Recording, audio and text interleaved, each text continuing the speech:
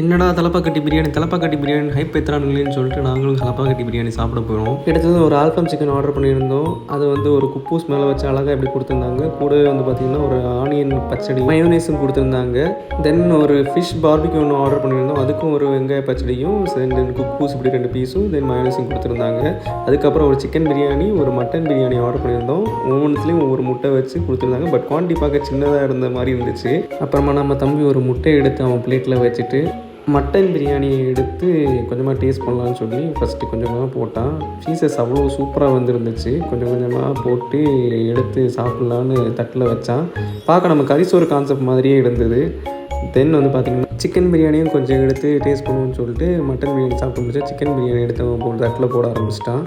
அதுவுமே நல்ல டேஸ்ட்டாகவே இருந்துச்சு. பட் காஸ்ட்டு தான் கொஞ்சம் ஹெவியாக இருந்துச்சு எல்லாத்துக்கும். மொத்தமாக இந்த 4 ஐட்டத்துக்கும் 1500 ரூபா ஆச்சுங்க. பட் டேஸ்ட்டு செம்மையாக இருந்துச்சு. தேங்க்யூ.